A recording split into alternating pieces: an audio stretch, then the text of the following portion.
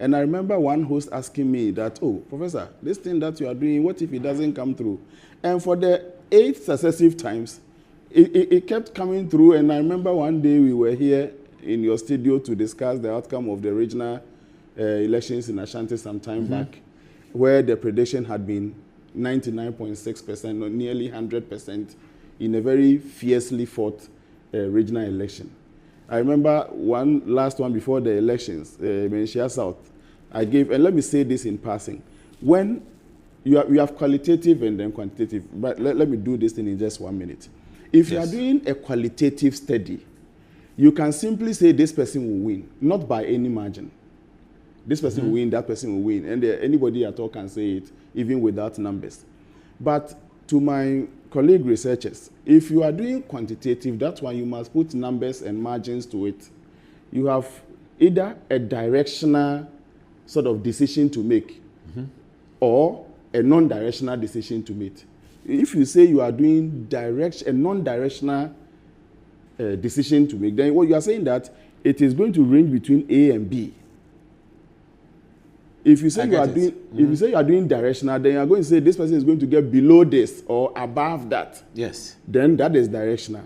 In Menchia South, in my research, I did a direction. I said the person was going to win with a percentage not less than 70%. Menchia South. Menchia South. The person got 71.5%. The parliamentary candidate. The parliamentary candidate.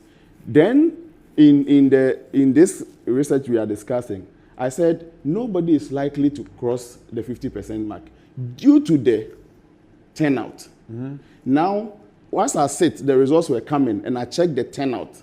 As a researcher, all my conclusion was that, it is not going to be advisable next time to base your model on turnout, because turnout has proved to be extremely volatile. In fact, no researcher in Ghana, or even the politicians who even suspected low turnout, suspected it in such magnitude. Yes, in that man, nobody predicted that. Nobody. Yeah. Nobody.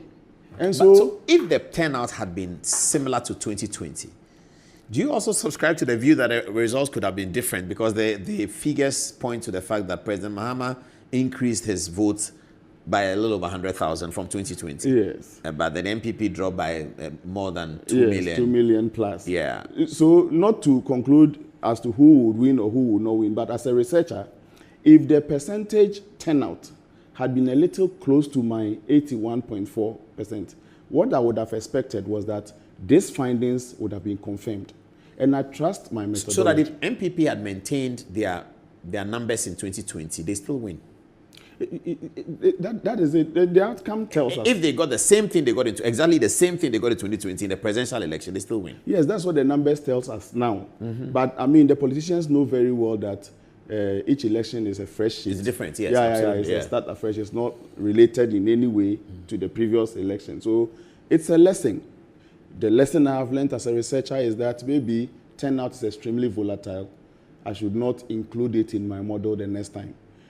So in the model the next time, what do you give to turnout? If I turn out in my 2020, I estimated a tuner. I didn't estimate a turnout. What's a tuner?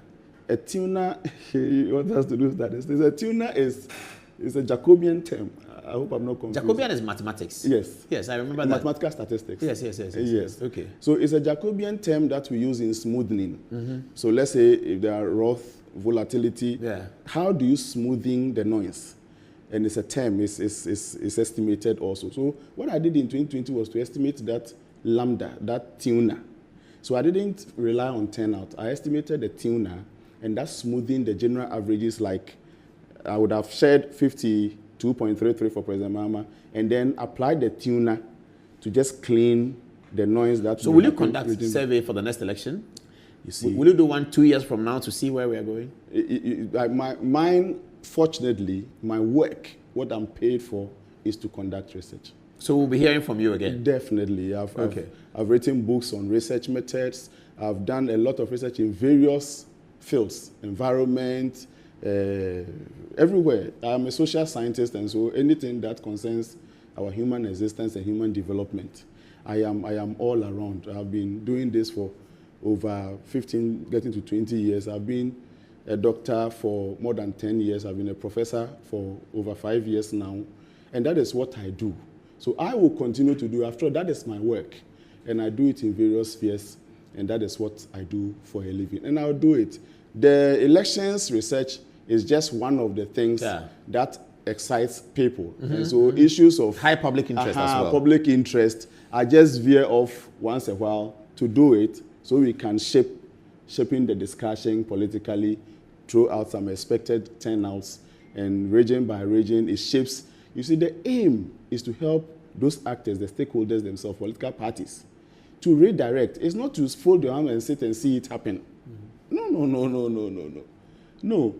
And so that is the lesson. We will continue to be doing it. Anybody that has different data, we can sit and compare our data. But to say, you said this was going to happen, you said it in October, November has come to pass, December has come to pass, it didn't come through, so you are wrong. Then you are assuming Prof. Smart is God or something. Scientifically, if you estimate a model using 81.3, and actual drops not just marginally around, it drops as far as 20% or more of your estimated active variable, that model actually falls flat. And it is scientific. It doesn't lie in the hands of the person to do the whip up, call the people to come and vote, or all those things. That researchers are not, but we sit and we observe. And so generally, I saw in your teaser that I said nobody got it right and all those things. Generally, the turnout is a serious factor that accounts for why nobody got it right. All right, like I said. Nobody predicted that low turnout? People predicted, you even did, that it could be. There's a 25% that is struggling. Yes, turnout, but not in the magnitude that. And then even in terms of quantitative precision of accuracy, nobody, and I've said that one on countless occasions. I saw some of the reports predicting Vice President Bawumia 52% off. I saw some predicting President Mahama ranging from 51% to 54%. It is 57%. That is also off. Numerically, we are doing quantitative precision. That is off. And I'm saying something like that is called non-directional hypothesis. You are putting a left pole here and a right pole there. And you are saying the prediction is going to fall between this left pole and that right pole. It's like the Manchester United match we were asking about. So if the pole was here and another pole was there, we were playing penalties. You are right only when it passes anywhere between the two poles. If it passes marginally, it still won't be a goal. No. We can congratulate you for coming close. But, I mean, we should admit that numerically, 2024 elections, no researcher got it right. And it is not the fault of any researcher. The extent of variation between all the mined or numerical estimations of turnout was beyond anything that anybody would have ever estimated. Mine, the second reason would be perhaps I came too early October. Maybe next time we get very close to it so that human minds would have been made up fully before we take the data. But, I mean, it's all good. Research is for knowledge. We congratulate you, Doc. We congratulate you. And we thank you for coming back on our show even to talk about it. Not many people will do that. This is our copy of our book to you. Nice one. Africa's New Constitutional Leadership. The 77 Stories That Defined Ghana's Fourth Republic. Most welcome. It's just exclusive election 2024. We're writing a book about election 2024 as well. I'll be glad to participate next year. Yes, we'll come to you and talk about your research and do that. Yes. I've had some... we are titling it "Why What Happened Happened." Oh, okay, yeah, nice one. So that's a team from France, a team from some 4 different research bodies from outside the country have visited my office. We've had a lengthy conversation. I'm sure they are doing exercises like that. Similar. So your office is in Kumasi? Yes, my office is in Kumasi. Thank you so much. All right, viewers, should we take text messages or we should take the break? The break pays us, so let's take the break. When we come back, the last bit of the Dampare story, they just sent it to me. I'm going to share it with you. After the break, we'll be right back. This is Good Evening Ghana and it's live.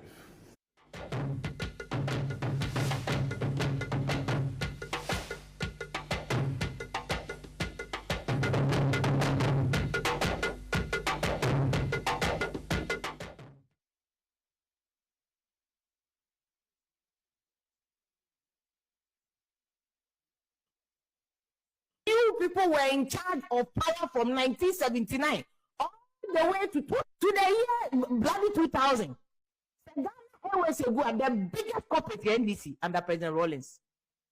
With the greatest of respect to Dr. Tony Edu. You can't come and answer that question. You have to answer that question.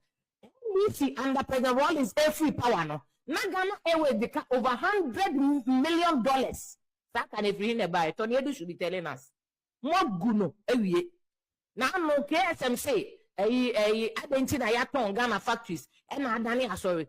NDC under President Rawlings. Yen go to President Rawlings to funu brand Musano. Why they set up diversity implementation committee and sold up in commerce factories. Factories and commerce in NDC to under President Rawlings. They sold them.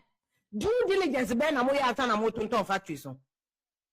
Due diligence ben and never if you juma nya na ye de kwache obi nipa ka oye Ghana yiye kaka.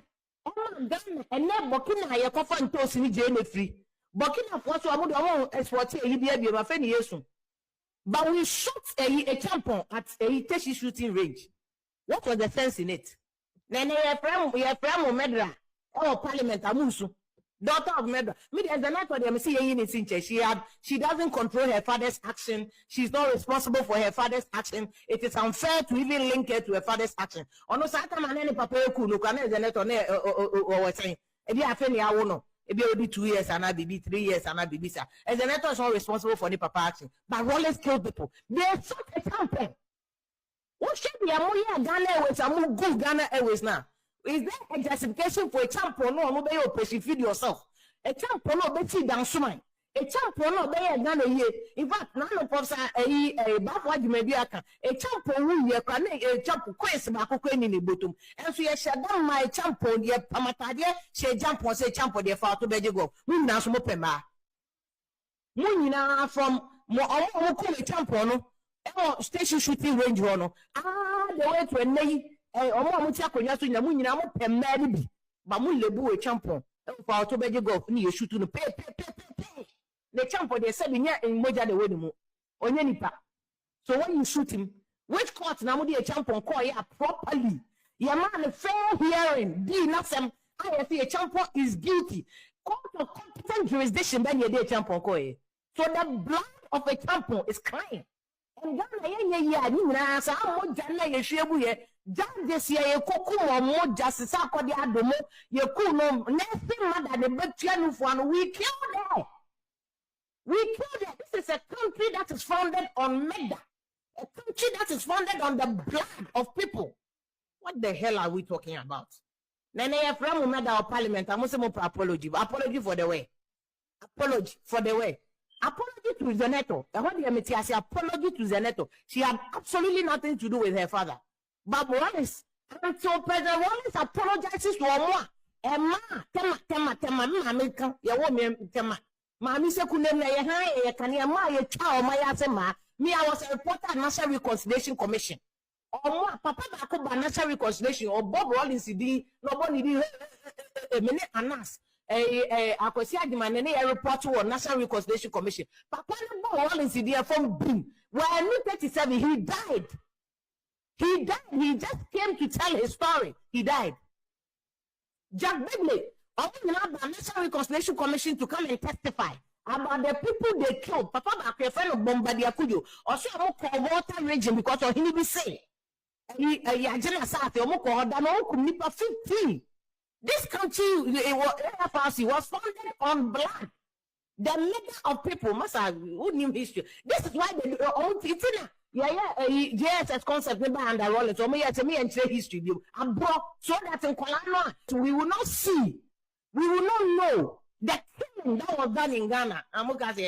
We have read the issue. GSS cry this year. GSS cry. We will learn. And Titoniado Asama can the better change because he is the first person. And the Rawlings are we hold him responsible. They were all there. Monday also would them the entire Ghana was so good. President 2001, 1 year before he tried to set up Ghana International Airline. And also good. Ghana for we are not angry enough. If we are angry and the campaign for one quite clear,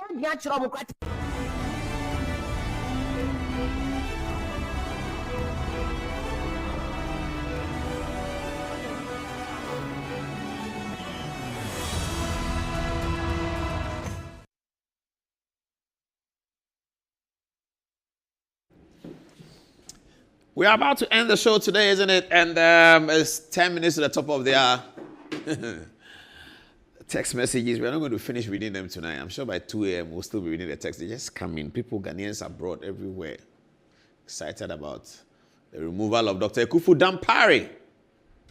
Why do we have this here? We have the photograph of Dr. Dampare, the sacked IGP, and Jubilee House. Why do we have it here? Okay. So, there's a guy called Listowel. Listowel. Keep that name, Listowel. Keep it. Listowel. Not Listowel Bukasin, the one who was a sports reporter who now lives in America. I think he's studying law in America. Not Listowel Bukasin, but Listowel. So Listowel went to Jubilee House and asked that, but why are the high-profile officials allegedly receiving presents from Ekufu Dampare 72 hours or so, and that these presents are being delivered to top-ranking, high-profile officials, two of them, I won't mention their names now. Should I mention their position? Okay, the position is only them, so you know. But two high-profile, high-ranking officials of the Jubilee House were given, as it is alleged, money by Ekufu Dampare days and hours ago to save his position as IGP. Where is Dr. Dampare getting this money from?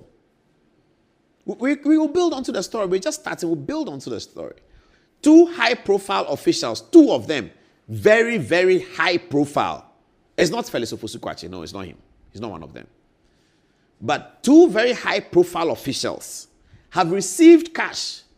Apparently, it's thousands of dollars, tens of thousands of dollars, presented allegedly by Dr. Ekufu Dampare in the dying hours of his IGP-ship, given to two top high-profile officials to save his position. Listowel went to Jubilee to complain that,